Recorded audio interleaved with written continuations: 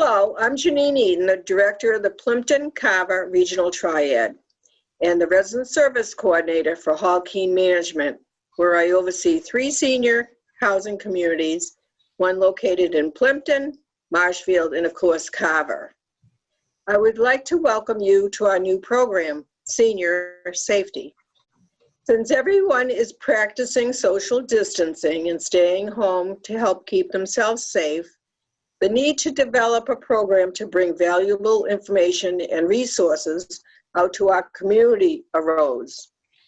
As a cooperative effort between the Plimpton-Carver Triad, Plymouth County District Attorney Tim Cruz, Plymouth County Sheriff Joe McDonald, and of course, Area 58 Community Access Media, we are so proud to present this program.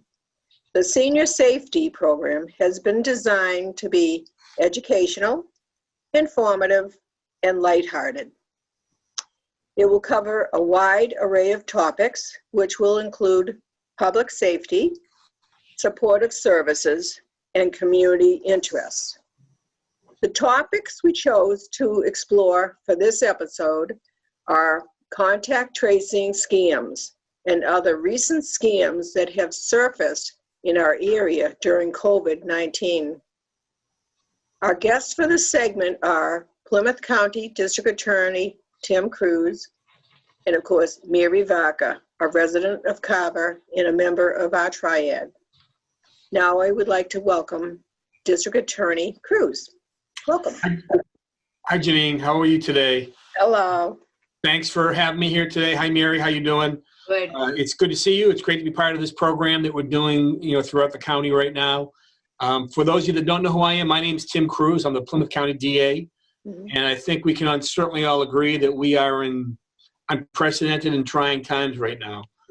So in an effort to slow down the pandemic, rather than actually come to COAs, we're doing a lot of the issues and a lot of things on Zoom and GoToMeetings, trying to get the word out as to what's going on. So we've been talking a lot, quite honestly, about the pandemic and a lot about contact tracing and a lot about things that may come from that. So if people don't completely understand what contact tracing is, basically what it is, it's the process of identifying people who've come in contact with somebody who has tested positive for COVID-19. And Mary, I know you're interested in how that all works. Right. Can you tell us what makes it work? Well, basically, a few months ago, the Commonwealth of Massachusetts created the COVID-19 Community Tracing Collaborative, and that's to help support local health departments in every community. Contact tracers have been hired to work with people who have tested positive for COVID-19. Contact tracer instructs those people who are infected with COVID-19 as to the proper quarantine methods and the measures one must take to keep from spreading the virus.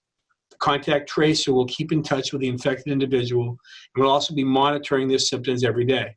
The contact tracer will also ask the infected individual for a list of names and phone numbers for the people that have come into contact with over the past few days while they were known to be contagious.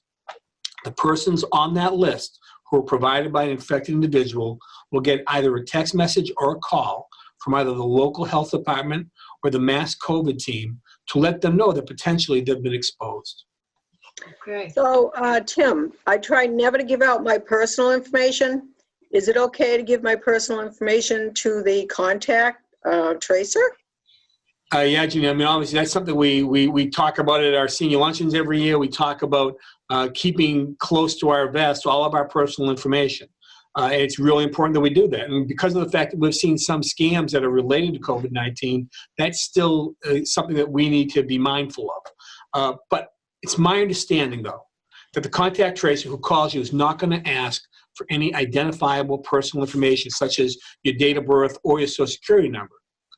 The Mass COVID Collaborative will collect some personal info, such as your COVID-19 symptoms, your test status, your health, isolation and quarantine plans, your age, your gender, and your basic needs, just to create really this record of information. Will be like your personal medical record.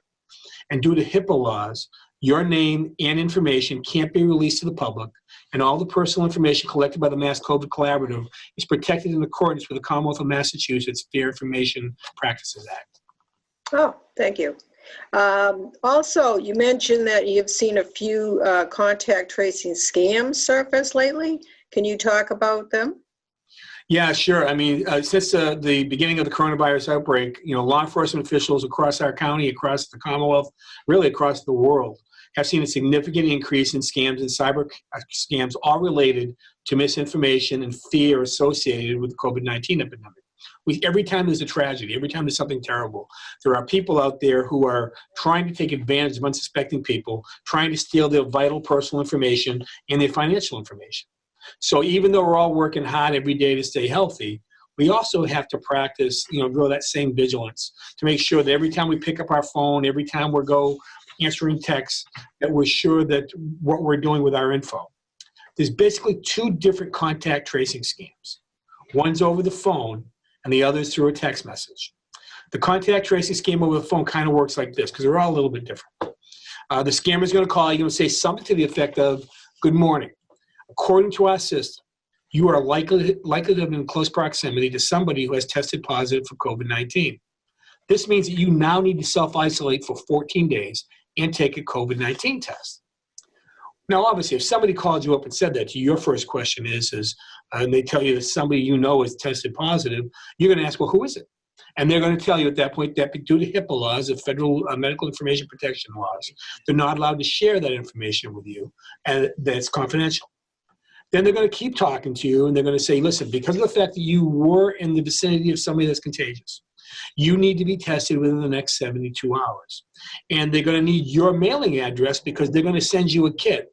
And they will charge your credit card a one-time payment of $50. If you question that, they're going to tell you that the testing is not free. This is a one-time fee of $50 for the kit for the test results. And then if you continue to say no, they're going to start pressuring you. And at some point when you say this should be free because you did nothing wrong, they're going to start threatening you with penalties for not complying. Very similar with a contact tracing scam through a text. You're going to get a text from somebody who's going to say someone who came in contact with you tested positive or shown symptoms of COVID-19 and recommends you self-isolate and get tested. More at, they'll give you some information. They will provide you a link in the text after the more at that really is going to appear to be legitimate. Don't forget, these people are really good at what they do, which allows you to click in order to obtain more information. But really be cautious. Even if you take that bait, even if it looks like it's coming from the mass COVID team, clicking on that link may download software onto your device, giving scammers access to your personal and your financial information. So Mary, you have a question? Yes, I do. District Attorney Cruz, if I do get a call from the tracer, how do I tell if it's not a scam? Yeah, Mary, there's 5 things we should look for when we get a call from one of these individuals or we get a text from. 1, real contact tracers are not going to ask you for money. Only scammers are going to insist on money. And lots of them, don't forget, as soon as they start talking about if you don't have any cash, you can get me a gift card, money transfer, Bitcoin, cryptocurrency, that should get your antenna up. Something's not right. Right. Contact tracing does not require your bank account or your credit card information. So once again, be careful. Never share your account information with anybody that contacts you and is asking for it.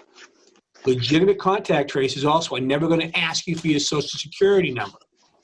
Never give any part of your Social Security number to anybody who contacts you. If you're making contact, if you're calling government agencies, that's one thing. When they're calling you asking for, think of it for a second. They've already got your information. Why do they need it? Immigration status does not matter for contact tracing. Legitimate contact tracers will not ask, and if they do, it is definitely a scam. Legitimate contact tracers also will not send you any links in an email or a text. So if you receive a link and you click on it, you run the risk of downloading malware onto your device. But let's keep in mind, talking to a legitimate contact tracer does help spread the COVID-19 infection, and reporting scammers helps stop them as well. So if you receive a suspicious call or a text, please report this fake contact tracer to the Mass COVID-19 Collaborative and go to the Federal Trade Commission at ftc.gov/complaint. Thank you. Okay, very good. Could you tell us if you've heard of any other types of COVID scams going around? Sure, Janine. I mean, earlier this year, the Massachusetts Senior Medicare Patrol Program sent out an alert warning seniors to never accept any form of COVID-19 testing from anybody other than a treating licensed physician or from a state-designated testing site. Scammers have been known nowadays to be going door to door and approach people in public with an offer to test them for the coronavirus. They give you a false positive test, and then they offer to treat you immediately. Through this scheme, scammers have illegally obtained Medicare numbers and money, and may have gone so far to bill Medicare for the sham testing, treatment, and supplies. Wow. Okay, so I heard that the Grandparent Scam has resurfaced in the area. Are you aware of it?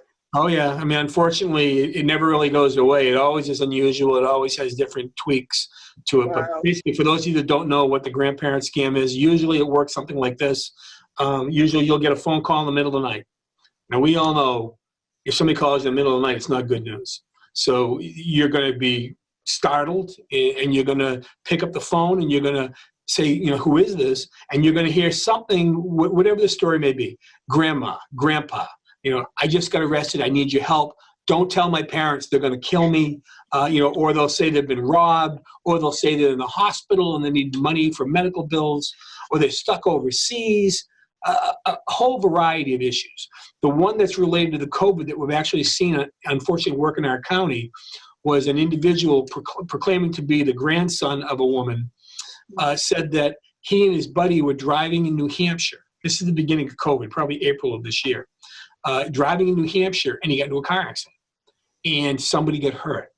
And as a result of being in a car accident, somebody got hurt, he was being charged with a criminal offense for the way that he drove the car.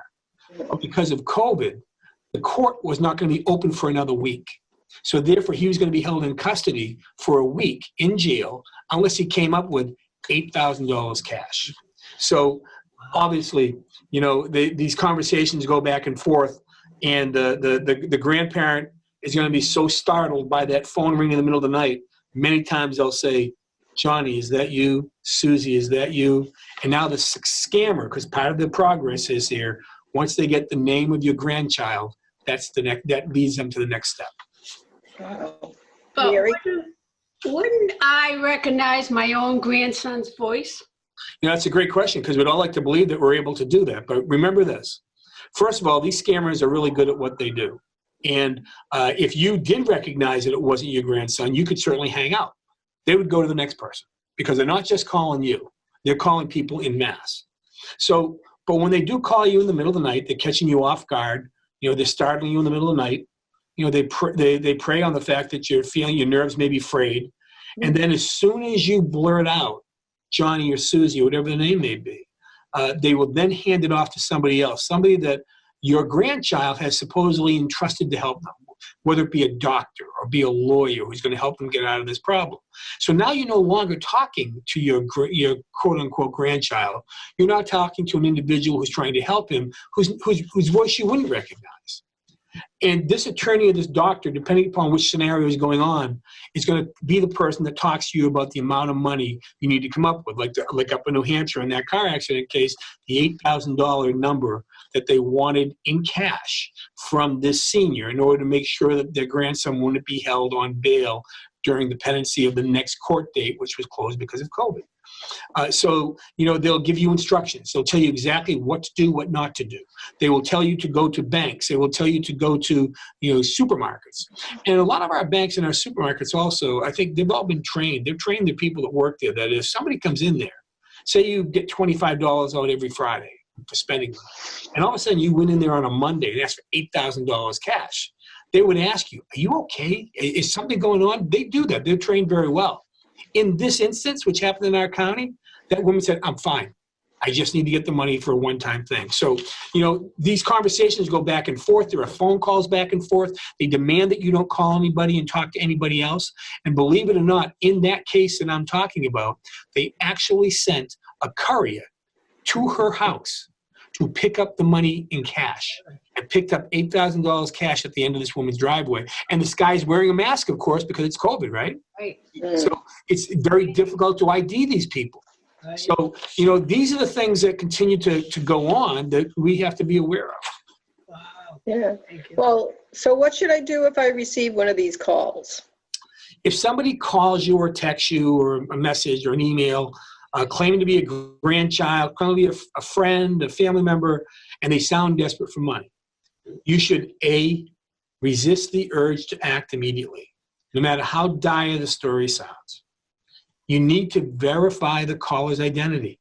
Try not to say the names of your family members or your grandkids. Don't ask, or you should try to ask them questions that a stranger is not going to have the answer to. Reach out to family members and ask them what's going on. Call your son or your daughter and say, what's going on with Susie or Johnny? You know, it doesn't matter what they tell you. You can do that. And as soon as they start asking for cash, for gift cards, for money transfers, this is a scam. Hang up, stay away from it. Because once your money's gone, there's a real good chance you're never going to get it back. Right. Thank you. Thank you. This is also interesting. Have you heard of any other new scams we should be aware of? Yeah, unfortunately, there's plenty of scams out there. And one of the other ones that's kicking around right now is also the Social Security scam. And it's telephone scammers who are pretending to be government employees working for the Social Security Administration or sometimes other government agencies. To assist them in their scheme, they're going to email you false documents that look really official via email. And this scam is a form of phishing. The scammer tells you that there's a problem or an issue with your Social Security number or your account and that you owe a debt or a fine. They're going to start threatening you with arrest or pursue other legal action if you don't pay. The scammer will once again ask you to pay the debt with retail gift cards, prepaid debit cards, wire transfers, or cash. Mr. Cruz, what is your recommendation to how we can protect ourselves from these scams? Well, the best way that we can protect ourselves is to remain alert and ask questions when people call you up. Always keep in mind that a government employee, no matter what agency they work for, they might call you, but they're not going to threaten you. An employee of the Social Security Administration is never going to suspend your Social Security number. They're never going to demand immediate payment from you or demand that you pay with a fine with cash or prepaid debit cards or gift cards. If you get a threatening call from somebody from an agency, ask to speak to their supervisor. I mean, it's very similar to what we all just went through just in the last few months, the Irs scam, where people were calling you up and just berating you and yelling at you. You know, you owe money to the IRS. If you don't pay, you're going to get arrested. And I often say, I say that at senior luncheons, and I'll say it now. You know, one of the big secrets of law enforcement is that, you know, when the police are going to come and arrest you, they're not going to call you first. They're just going to come and arrest you. So if they're telling you they're going to arrest you, it's a scam. It's not going to happen. So listen, Amazon, everybody's ordering things from Amazon for Christmas. And I received an email from Amazon telling me that my Prime membership was up. And that my card associated with my Prime account is no longer valid, all right? It wants me to update my information and add a new card. And is this a scam or is this for real? Yeah, I'm glad you asked that because we had lots of phone calls on that. And more likely than not, it is a phishing scam. You know, during the pandemic, we've seen an increase in phishing scam emails that contain malware, which is incorporated into them. These emails often contain misleading information and false links. So a few of the phishing scams you have seen in our county pertain to Amazon, Comcast, Netflix, Facebook. They land in all of our email boxes, and some people, unfortunately, do respond to them. So could you tell us a little more about your experience with phishing scams and how they work? Yeah, I mean, keeping these scams straight can be really confusing. First of all, it's a phishing scam. That's phishing with a PH, not an F. It's a type of online scam where criminals are going to send an email or a text message that appears to be from a legitimate company. It usually involves, once again, an alarming ruse to startle you, so that you're going to be inclined to follow their instructions and provide your sensitive personal information. These emails and text messages have malware incorporated into them, and they often contain misleading information and false links.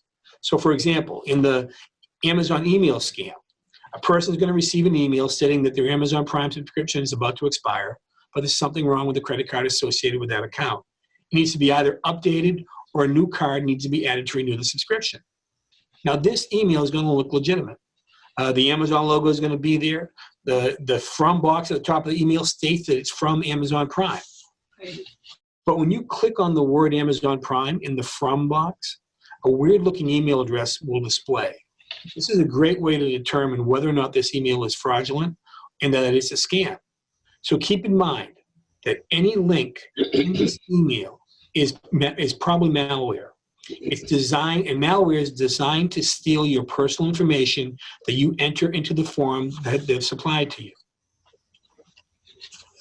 I recently received a text message stating that I had a package being delivered, and the text had a tracking code and a link to set up the delivery options. Is that legitimate?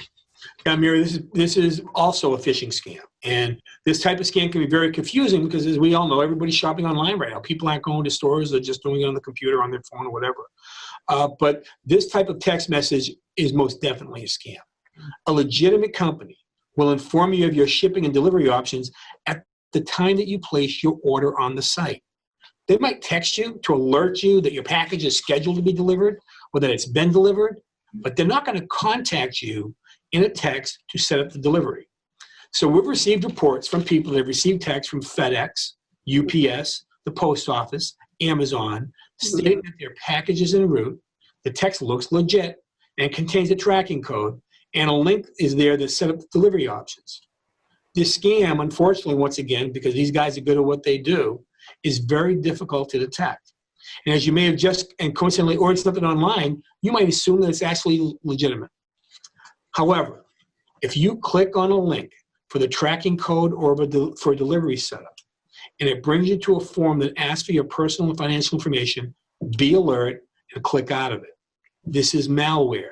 It's been designed for the sole purpose to steal your information. Remember, they've already got your information. They don't need it again. Right. Okay. So if I receive one of the emails or texts and I'm unsure if it's legitimate, what should I do?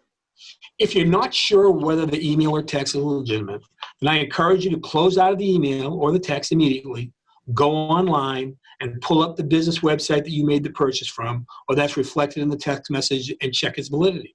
So for example, if you're referring to the Amazon scam that we spoke about, go online to Amazon.com. You should sign into your account using the login section on their website, go into settings, and under the category Your Account, select the Your Account or Recent Purchases option. This is a safe and secure way to determine if the email or the text message is fraudulent. Because if there really is an issue with your account, with your order or your delivery schedule, it's going to be reflected right there. So to protect yourself from being victimized, I'm once again urging everybody, be vigilant and always be suspicious. Lastly, anybody that believes that they have been scammed or that their information has been compromised, they need to contact their local police department. Okay. Many times people are embarrassed by the fact that they're scammed by these individuals. Right. But we have to remember that if we get the word out, although you may have been scammed by somebody who you should not be embarrassed by, you've been scammed by a professional thief. We need to get the word out to everybody else so that they can understand, to be careful and to check out for themselves. All right, well, thank you, District Attorney Cruz, for taking the time to speak to us today. This is great information and valuable resources for our senior community. Is there some place that our viewers can go to get additional information regarding the resources offered by your office? Yeah, thank you for inviting me on, Janine. Thank you, Mary, for partaking. If anybody has any questions, really regarding what we've talked about today or anything, go to PlymouthDA.com. We have information there, phone numbers there, and opportunity to get information that if you have questions that maybe we didn't answer today, can lead you in the right direction so that we can make sure that, people are not being scammed by these thieves and people can keep their information so that it doesn't get stolen from them. So once again, thanks so much for having me on. I really appreciate it. And let's all stay safe and we'll be through this pandemic before you know it. Okay. All right, well, this wraps up this episode of Senior Safety. I would like to thank District Attorney Cruz once again for coming on our program. And I would like to extend a special thank you to Mary Vacher for coming on and asking such insightful questions. And I would like to thank all of you at home for tuning in to watch this show. I look forward to seeing you all again for our next episode. Thank you. Thank you. Stay well and happy holidays. Thank you. Happy holiday, Tim. You too.